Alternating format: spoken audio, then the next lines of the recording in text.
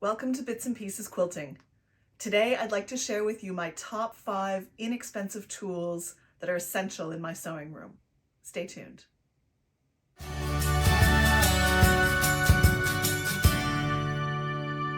The number one item in my top 5 list of inexpensive quilting tools is my thread catcher. I made this years ago. It's got some stuffing and some fish gravel inside the pin cushion and a little trash bag that velcros onto the pin cushion. It sits right next to my sewing machine and is fantastic for keeping things neat and tidy and for stopping all those threads and little offcuts of fabric from falling onto the floor. It's gotten a little dirty over the years, probably needs a good wash in the laundry, but I find it really, really useful, and I wouldn't be anywhere in my sewing room without it. And in fact, when I pack up and take my sewing machine and a project to a friend's house or to a quilt retreat, I always pack my thread catcher, because it is incredibly useful and really valuable to me when I'm sewing. Another favorite tool in my sewing room is my water bottle.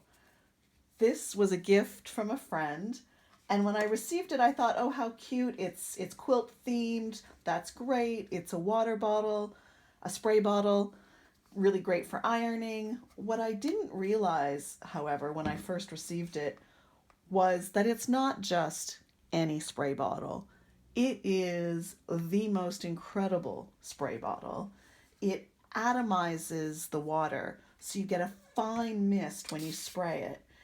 It's not like a shot the way that a Windex spray bottle can be.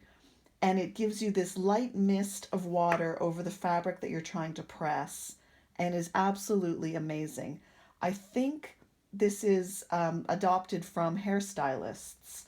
So this is called stylistsprayers.com. I think they're available off of Amazon. I think you can get them at quilt shops. I think you can probably get them at hair supply studios. I think you can probably get them in a lot of different places. I never thought I would be excited about a spray bottle, but let me tell you, this is game changing. The light mist, if you've got a wrinkled piece of fabric you're trying to press and you don't want to soak it, you want just a light mist to try and get those wrinkles out, this is an incredible tool to do that. I love, love, love, love my spray bottle. So thank you, Claire, for the gift. I think of you often when I use it and really, really like it. Another valuable tool in my sewing room is my bone folder. I use this more for paper craft than I do for sewing, but I still find it really useful when I'm quilting. I use it for a bunch of different things. I use it sometimes if I need a quick crease on a piece of fabric and don't want it to be as permanent as an ironed crease might be. I don't know if you can see that.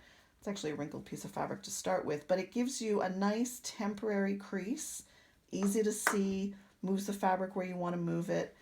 It's also great if you want to temporarily push out a seam.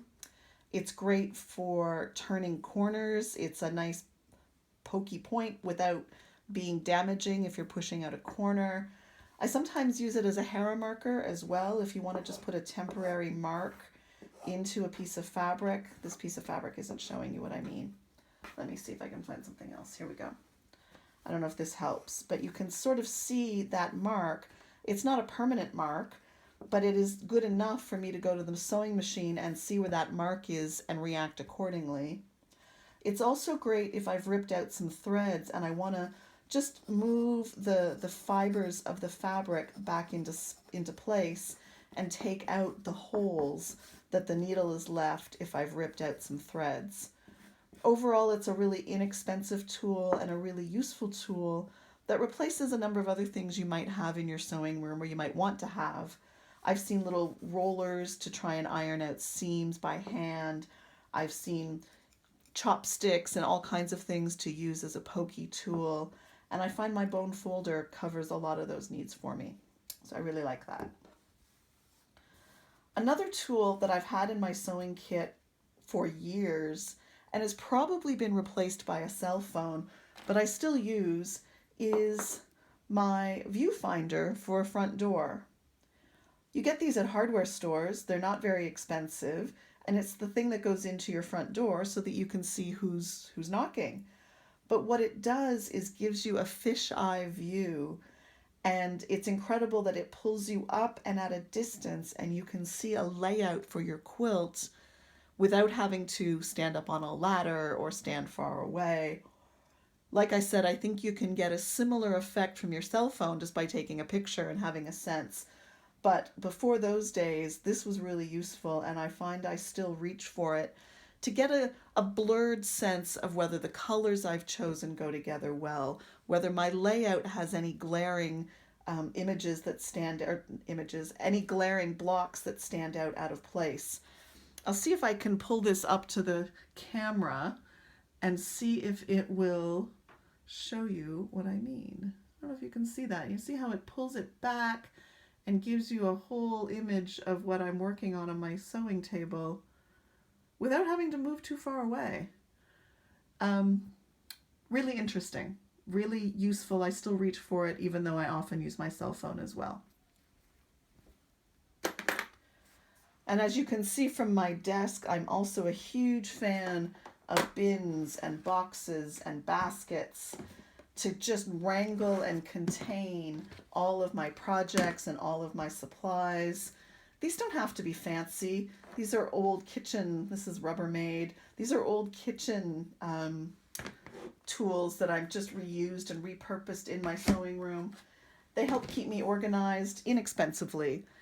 You can go out and you can buy really fancy coordinated baskets and drawers and storage solutions, but sometimes simple and what's at hand works just as well. So love these.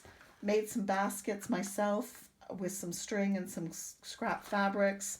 This is just a little pencil case that sits right next to my machine and holds all of my sewing feet and needles and tools, holds my bone folder, holds my viewfinder, holds the seam ripper I just threw on the floor.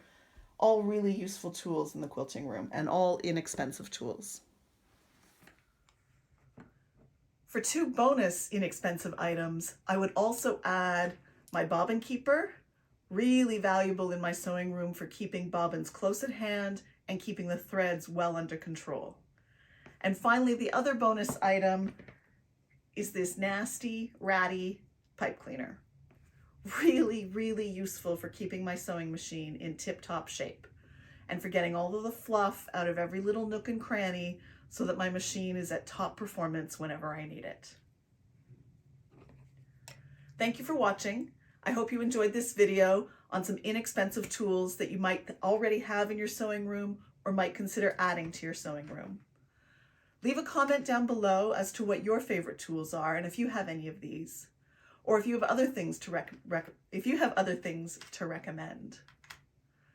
Thanks very much for watching, and don't forget to make the most of your fabric bits and pieces.